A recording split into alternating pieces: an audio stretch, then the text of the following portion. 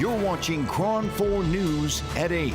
At least 31 people have been killed in 2 back-to-back mass shootings, rocking 2 tight-knit communities in 2 American cities. Good evening. I'm Ken Wayne. And I'm J.R. Stone in for Pam Moore. This comes on the heels of the Garlic Festival shooting just 1 week ago, where 3 people were killed. We are live in Texas tonight. Camila Bernal has more.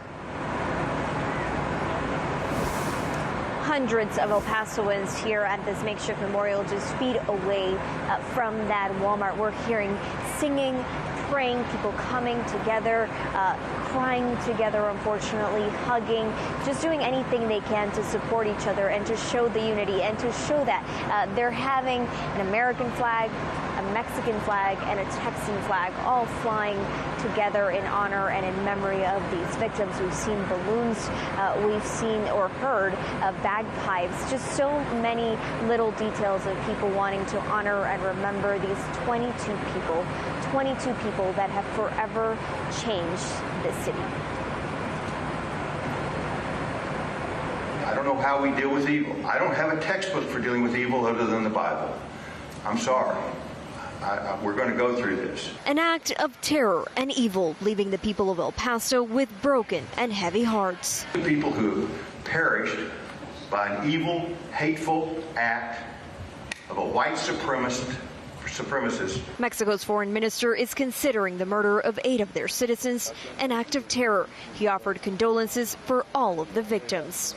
And especially for each family that suffers this trauma in the past days. Mexico expressed its solidarity and affection for those families in the United States. Hundreds of miles away in Ohio, the tight-knit community of Dayton is mourning the loss of 9 people, all shot and killed in less than a minute. I just remember seeing bodies and sheets, just riddled all over the sidewalk. Somebody just shot a bunch of people and somebody is in here bleeding from their head.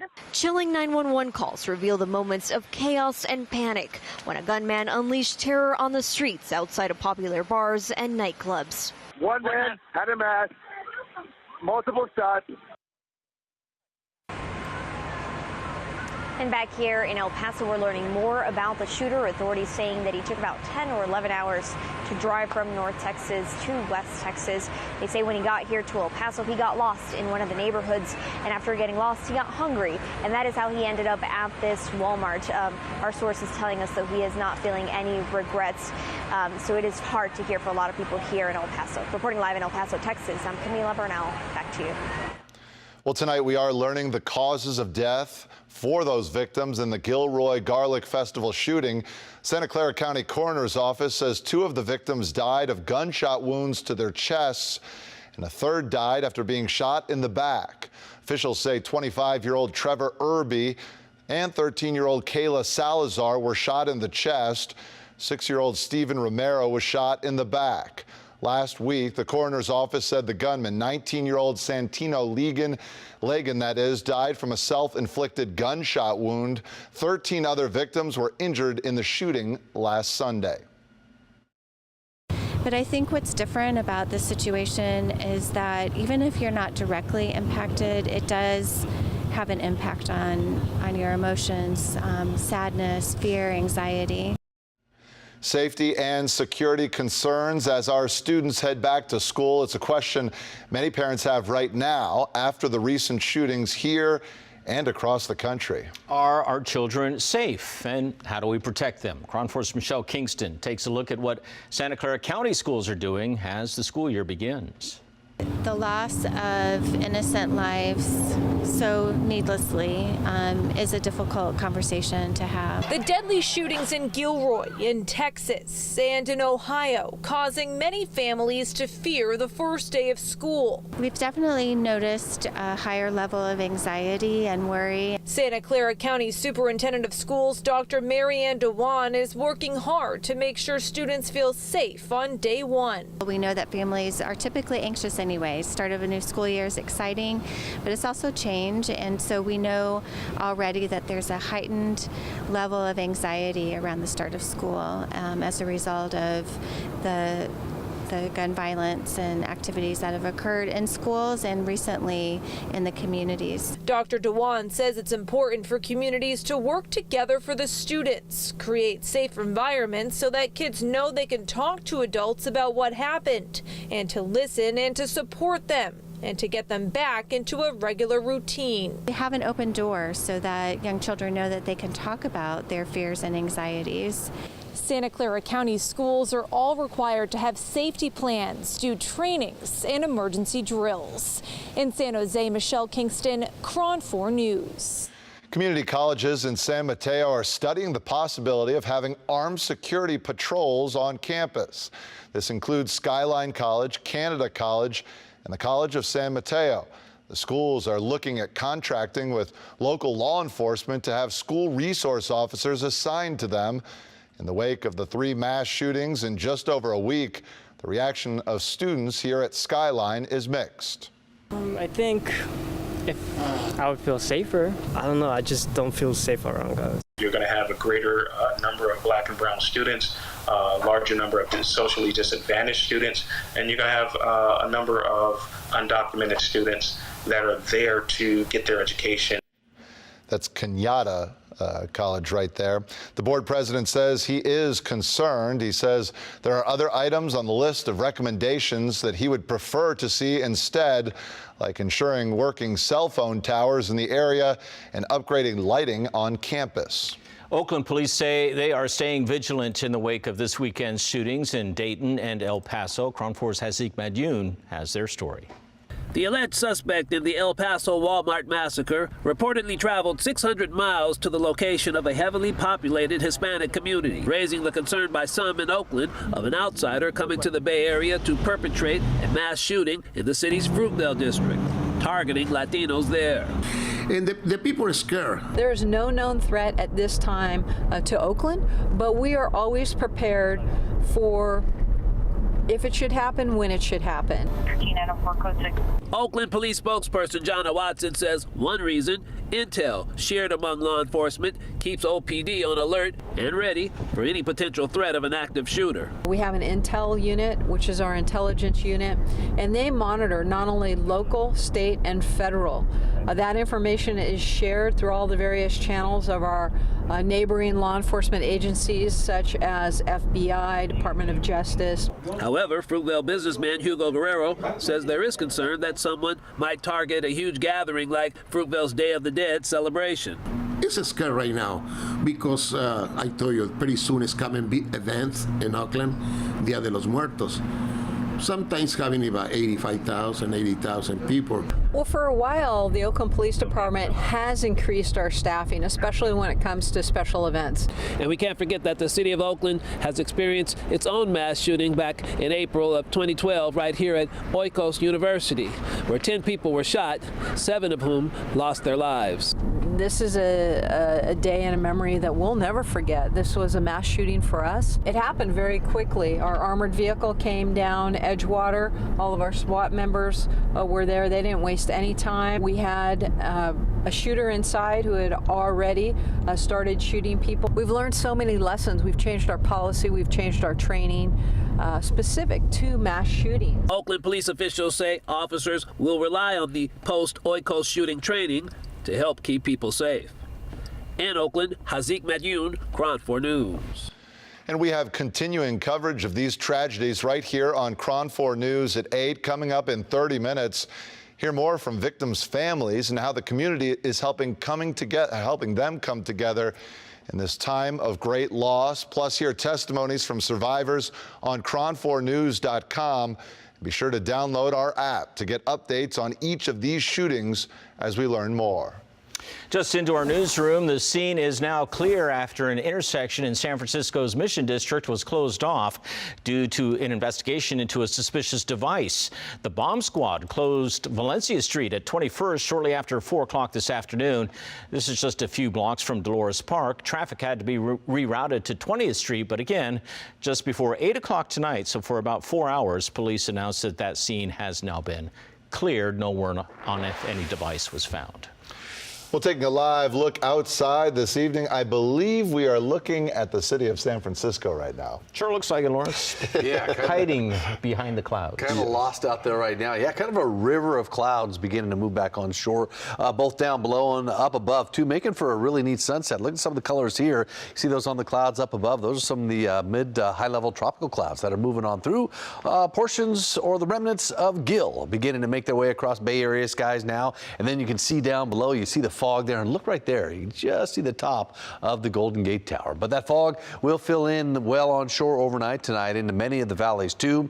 Temperatures outside not bad still in. It's still warm into Concord. How about 80 degrees right now? It is 76 in Livermore, 59 much cooler into San Francisco, 63 in Oakland, and 72 in San Jose. Tomorrow morning we do get up to some of that patchy fog early on. Also some more mid to high level clouds will be streaming across your skies. The temperatures 50s and some 60s. By the middle of the day though, you'll see a mix of sunshine and a couple of clouds. The temperature's going to be knocked down just a little bit early on. And then as we get in the afternoon, still a bit on the hot side inland. Temperatures in the 80s, possibly some low 90s well inland by tomorrow afternoon. Lots of 70s, a few 80s around the bay, and 60s along the coastline. So, yeah, weather looking good around the Bay Area for tomorrow. We will see a few more of those tropical clouds moving overhead. Otherwise, the temperatures breaking down very nice, but a big cooling trend in the forecast and maybe a couple raindrops. We'll talk more about that in a few minutes.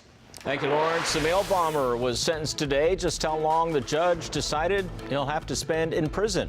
We are learning more about the victims of this weekend's mass shooting in Ohio. Among them, Nicholas Kumer, who is a graduate student in the Master of Cancer Care program at St. Francis University. Kumer was 1 week away from completing a summer internship working with cancer survivors. Gloria Marquez was one of the 22 people killed in the El Paso massacre. Her niece describes her as a dedicated mother and grandmother.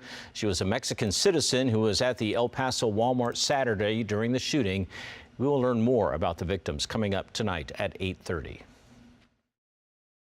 Welcome back. The death toll in the El Paso shooting is now at 22. 2 of the patients died at a local medical center this morning. Reporter Steffi Lee is in El Paso with the latest on how the county there is seeking state and federal funding to help the victims and first responders. The El Paso County Commissioner's Court held an emergency meeting today to make sure that the county acts fast to help with ongoing needs from a financial standpoint. The El Paso Community Foundation and county attorneys spoke about having one point person to identify all sources of grant funds out there to help families with funeral costs, hospitals, and witnesses with mental health services. But there's no timeline or exact outline on when those funds will be made available. The key to any collaboration is constant communication. And so by sort of establishing this protocol, it allows us to communicate clearly with the right person and have faith in each other that we're going to be able to disseminate this. The El Paso County judge says some of the grant funds could help with prosecution fees. What we know so far is that on the state and federal level, authorities are pursuing the death penalty. The gunman appeared in front of a judge Sunday and requested a court-appointed attorney. The public will know the things that we have to do not to hurt the case in any particular way, and I'm sure that's what they want more than anything. That the case is done properly and that there's no way that we would make mistakes that would allow the case not to proceed in the right direction. The El Paso County judge told me that he doesn't want people to single out the town of Allen just because that's where the suspected gunman is from. He says the Collin County judge, as well as other local leaders, have offered to help El Paso in any way they can. In El Paso, Steffi Lee, back to you. Protesters turned out to the U.S. Embassy in Mexico City to demand action from the American government after the shootings, mostly impacted by the shooting at an El Paso Walmart, a spot along the U.S.-Mexico border frequented by Mexicans. The 21-year-old white supremacist suspect wanted to stop a, quote, Hispanic invasion of Texas. According to the political document police believe he wrote, the document warns of a, quote, Hispanic invasion and says Democrats are implementing, quote, open borders and free health care for illegals to attract new voters. El Paso is just one of a series of deadly mass shootings sending shockwaves across the nation. And it would and appears as though these incidents are on the rise. KRON 4's Dan Kerman talked with a terror expert about how the public can help stop attacks before they happen. Be it domestic terrorism tied to an ideology or simply mass murder, the incidents this weekend are a sign of a disturbing trend. We are ever seeing an increasing amount of soft target attacks of folks that whatever their ideology is or motivation is, they're committing mass casualty attacks. Those are definitely increasing across the country. Mike Sena runs the Northern California Regional Intelligence Center, one of dozens across the country charged with identifying threats before they happen. That ability to stop those people before they attack is critical. And the only way that we can do that is by getting the public support. Sena says the public needs to start getting familiar with the type of activities that should serve as red flags. Things like surveilling locations, gathering supplies, getting security information about specific spots. They also need to pay attention to what a person does and says. Advocacy for violence. Those folks that are, very much distraught or have gone through some type of traumatic experience that pushes them over the edge seems to be something that is a consistent feature with folks.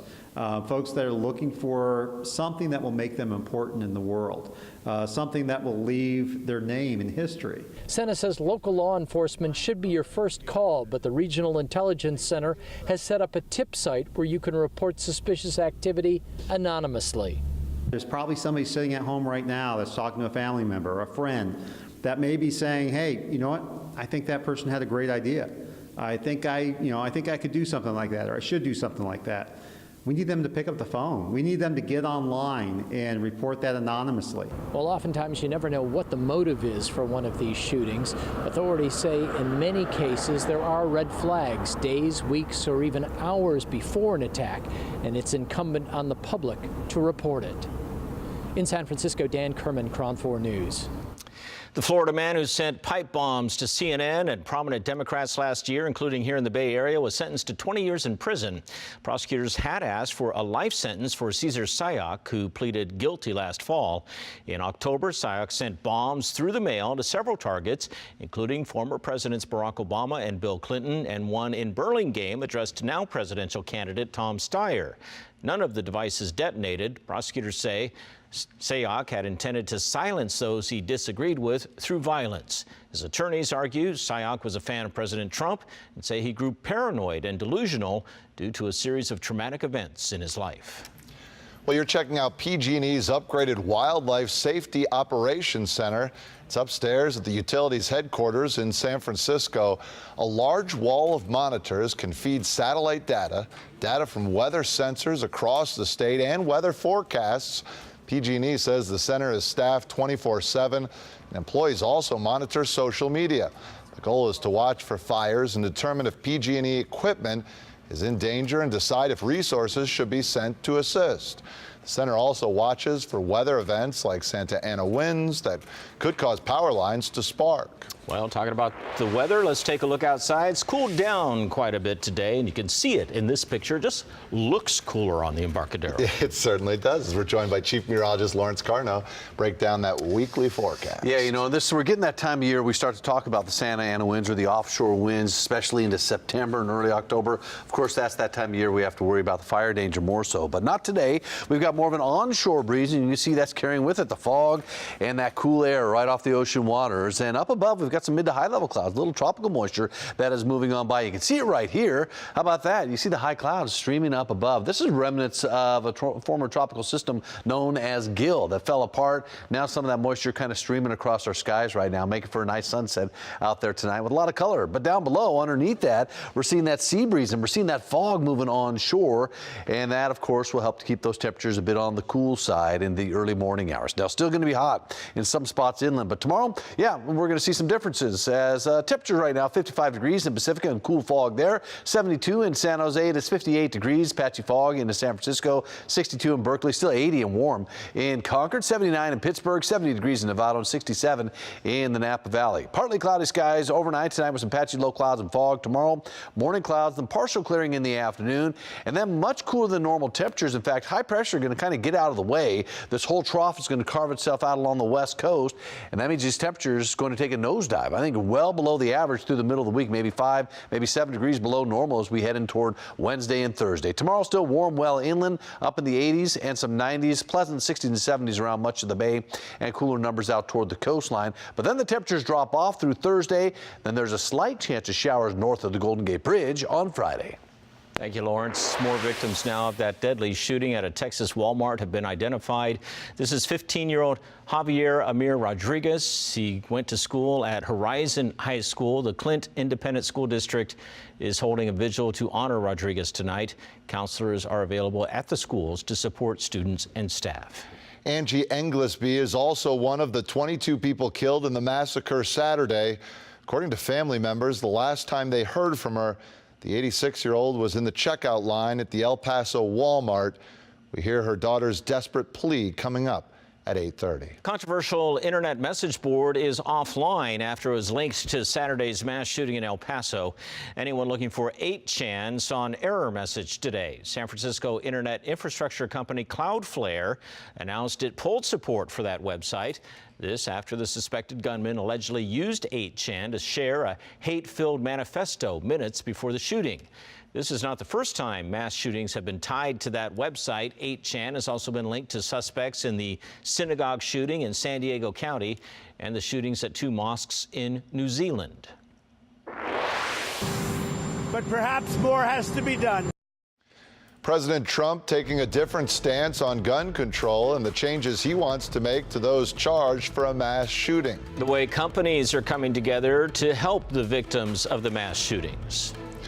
We are learning more about the victims of the deadly shooting in El Paso, Texas. Sarah Regaldo and Adolfo Hernandez were among the 22 people killed in the massacre. The husband and wife lived in Mexico, but were at the El Paso Walmart Saturday during the shooting.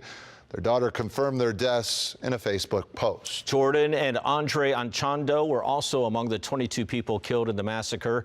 24-year-old Jordan died shielding her 2-month-old son from the gunfire. Her husband, 23-year-old Andre, stepped in front of his wife and son to protect them.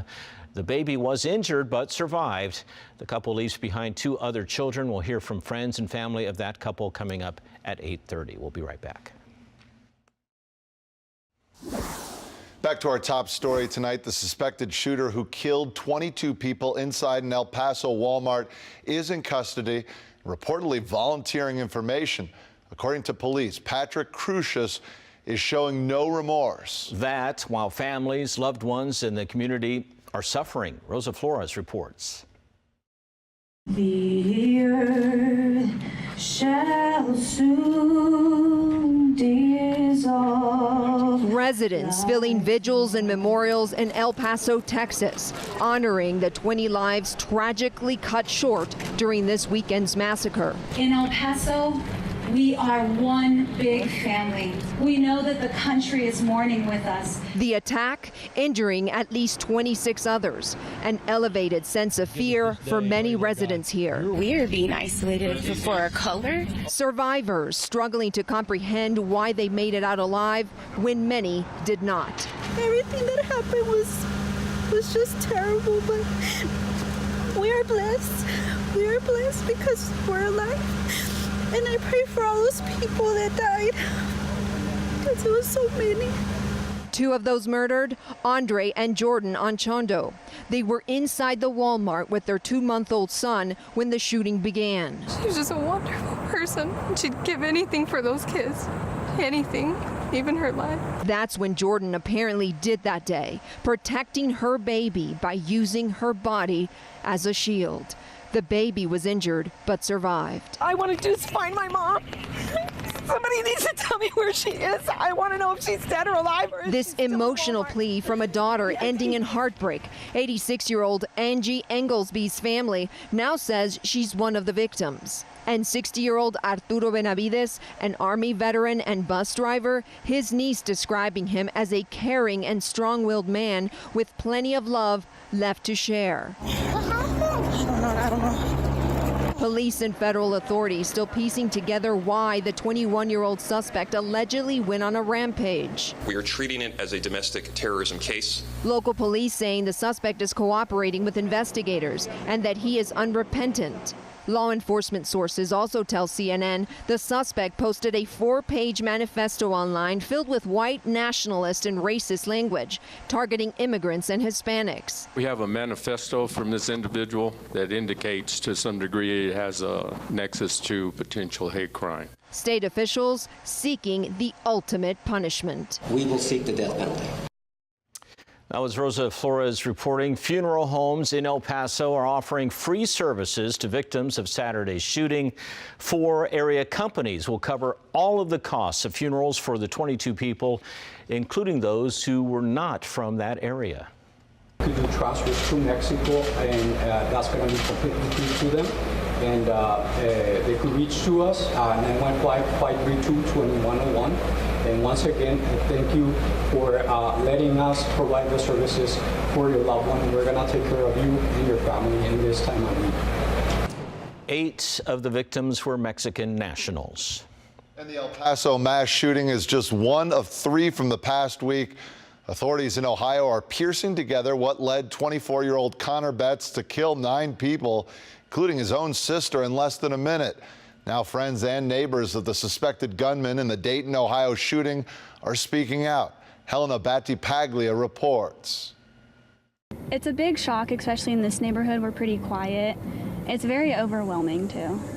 Overwhelming, shocked, and devastated are the words used by former neighbors of Dayton shooter Connor Betts. The 24-year-old gunned down by police after a deadly shooting spree. His own sister among the dead. I've seen him several times in the past couple weeks and just never would have known that he's been playing. He smiled and waved at me every time I saw him. Theo Gainey knew Connor and his sister Megan for years. He feels for their parents tonight. They had to deal with the fact that their son did something terrible. Friends of 22-year-old Megan say they were not aware of any sort of trouble within the family. They describe her as thoughtful and kind. She was very sweet, had her own opinions, and was loud and kind in a way that her brother was quiet and kept more to himself. Others aren't very surprised Connor would go to such violent lengths. They say he had a challenging time in high school. He did. He did get bullied. I could see at some point in his life having some sort of violent outburst, but this whole thing does seem a little more than I would expect from him. As the neighborhood works through this difficult time, thoughts are with all the families affected. It hits close to home, you know. You just don't expect that to happen. I know everyone says this, but I'm so sorry. And I mean it. If there's anything I can do, I want them to reach out to me. Well, Chicago police are reporting a string of deadly violent shootings this weekend. This is a picture showing one weapon that was taken off the streets. Officers say gun violence left 7 people dead and 52 people wounded across the city. Police say they have responded to 32 shooting-related incidents since Friday. The mayor of Chicago spoke out today calling for gun reform. Our heart breaks for the victims and their families, of course. But at some point, if we don't step up as a country and really think about what the root causes of the problem are and actually take action to start to address them. And for me, it starts with common sense gun reform. Universal background check should be non-controversial. Just yesterday, 17 people were shot in 3 separate incidents in the span of 2 hours in Chicago. And on Friday, a toddler was hurt in a shooting after 3 people got into a fight. Stocks of publicly traded gun companies climbed today. The jump comes after calls for stricter gun laws after the deadly shooting sprees. Shares of American Outdoor Brands, formerly known as Smith & Wesson, rose 3%. Sturm, Ruger & Company was up 2%. Gun stocks tend to rally after deadly massacres. Investors think the prospect of stricter gun laws will lead people to rush out and buy more guns and ammunition ahead of such regulations. President Trump seems to be supporting tougher gun laws. He said in a tweet today that, quote, Republicans and Democrats must come together and get strong background checks.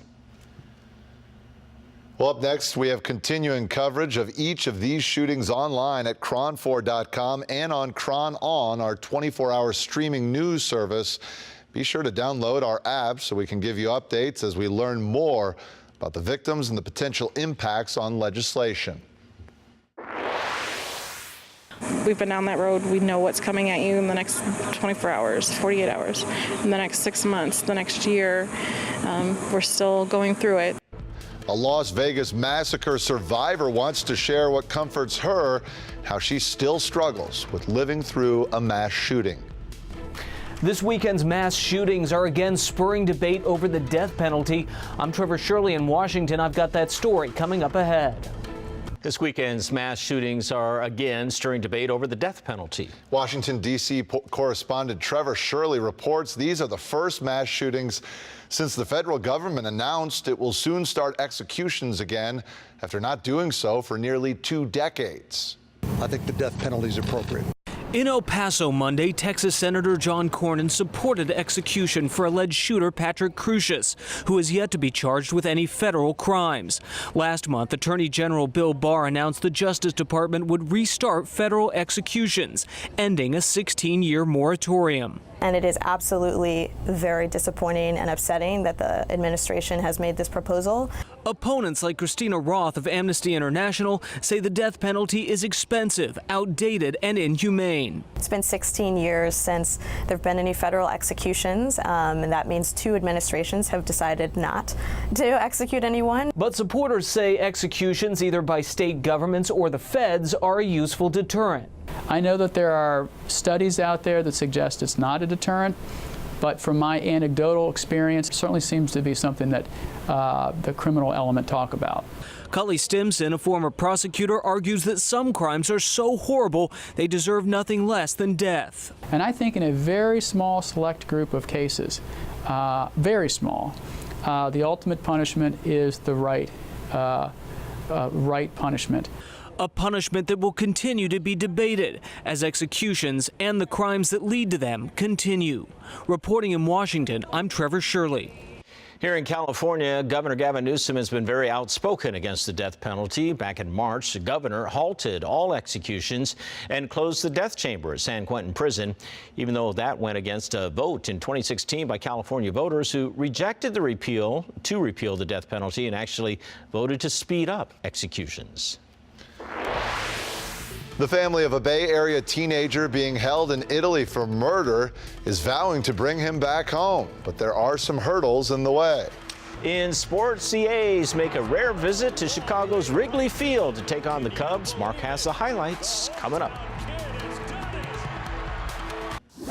Welcome back to KRON 4 News. A big story tonight. The family of Finnegan Elder, one of the Bay Area teens accused of murder in Italy, is fighting to bring their son home.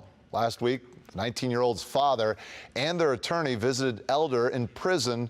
Elder and his 18-year-old friend, Gabriel Natali Yorth, were arrested last month after police say they killed Officer Mario Rega during an undercover drug deal.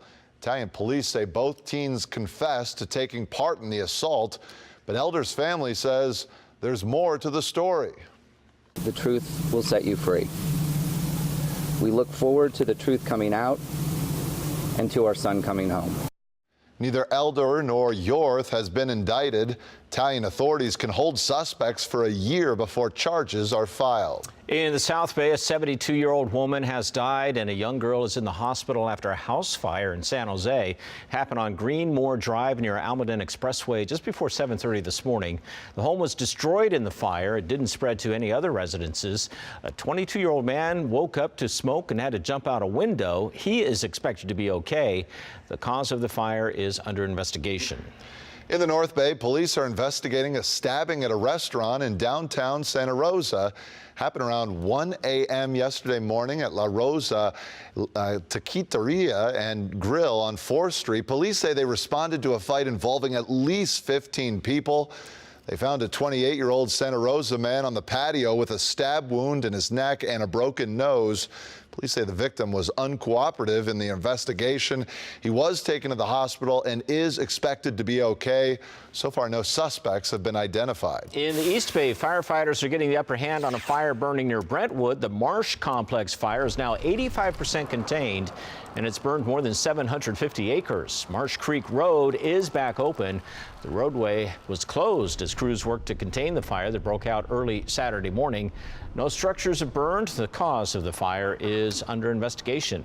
Now to our 4-zone forecast as we give you a live picture at San Francisco International Airport. Joined right now by Chief Meteorologist Lawrence Carno, breaking the weather outlook down this week. Yeah, kind of a little tropical flare outside right now. You see some of those tropical clouds moving across our skies, but you know, we've been tracking Hawaii. They have been very worried about the past couple of storms moving their way. Of course, we had Eric that was briefly a Category 4, a major hurricane. Flossie never that strong, but a little more ominous looking as the track moved a little bit closer to Hawaii. Here comes Flossie, but then it began to weaken and fall apart, and look at that. The storm system really kind of sheared apart. Most of the moisture north of the Hawaiian Islands, although the circulation very close, so they are going to see some stormy weather. In fact, likely going to see some thunderstorms. The track, though, is going to continue on this path, not expected to re-strengthen, so really just a storm, more of a nuisance storm moving on by, bringing lots of rain and some big swells along the coastline. Doppler radar picking up on some of that rain associated with that system moving on by, and then at the same time we are looking at the possibility of flash flooding on the Big Island, also on Maui as Flossie moves on by. We are seeing some of that tropical moisture overhead here, not from the same system. This actually from Gil as it fell apart. Now some of the moisture moving up across our skies. Hey, tomorrow should be a nice day. We'll see some of those passing clouds. Temperatures 50s and 60s in San Francisco. Cool right out toward the beaches again, locked in with fog, maybe a little drizzle too. 60s inside the bay, some sunshine. Then we're warming up in the 70s, maybe get closer to 80, especially in the South Bay. Those temperatures going to be very nice. Then some 80s and 90s as you head to parts of the East Bay by tomorrow afternoon. You'll see some sunshine and some high clouds off and on throughout the day tomorrow. Temperatures are going to stay down, though, in fact, way down as we head toward the middle of the week. Slight chance of showers to the north on Friday. Time now for KRON 4 Sports with Mark Carpenter.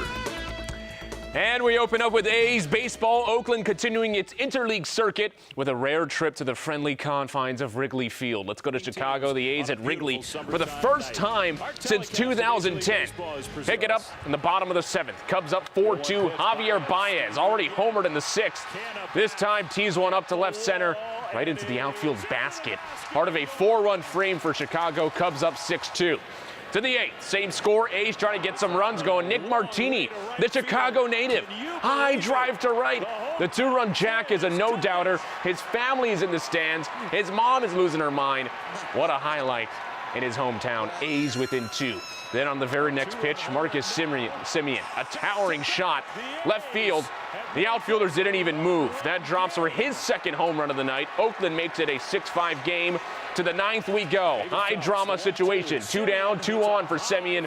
A chance to be the hero. Great contact. Gives it a ride, but falls short, and it is caught for the final out. A's lose a close one, 6-5, snapping their 3-game winning streak. They'll run it back tomorrow night. Back at Oracle Park, the Giants are home again after a 9-game road trip. Hosting the Washington Nationals, a team San Francisco has to go through to get into the wild card conversation. At last check, score is 3-0 Nats in the 6th. The highlights later on. Switching over to the NFL, both the 49ers and Raiders had the day off from training camp, but we are starting to see how some of the roster is taking shape for the silver and black. Quarterback, offensive line, and wide receiver are set for this team, but running back has its openings. First-round pick Josh Jacobs is making a run at the feature position. The former Alabama star making a strong impression thus far in Napa. Has shown to be a threat as a bruising runner, pass catcher, and pass protector. And that versatility has him as the starting back on the team's first unofficial depth chart. I consider myself well-rounded. Well, I try to make my game well-rounded, and I mean that's a part of the game. And I don't want to come out on any plays, either, whether it's a third down or not. So I mean that's probably why I come in with that mindset and just try to pick up everything. Both teams back to work tomorrow. Also want to mention Hard Knocks premieres tomorrow. Finally, big man on a kid's bike alert. Texans pass rusher J.J. Watt at Packers camp for joint practices. Apparently, it's a Green Bay tradition to ride into camp on a kid's bike. This didn't work out for Watt. He ends up breaking the seat. He said afterwards, it's just not built for a 290-pound man. So he ended up purchasing a replacement. Yeah. Very nice of him, though, but that was a bad shot. That is your look at sports. Back to you, Ken and JR. Thank you, Mark. The words of comfort from one woman who survived the Las Vegas massacre to those trying to heal after the Gilroy shooting. Straight ahead. Mass shootings are shaking communities, and those who survive have a tough road ahead. One survivor from the shooting at the Route 91 concert in Las Vegas speaks out about how these recent shootings are making her feel like she's reliving it all over again. Tiana Bonner reports. It's heartbreaking. I don't want anybody else to be in this group, you know?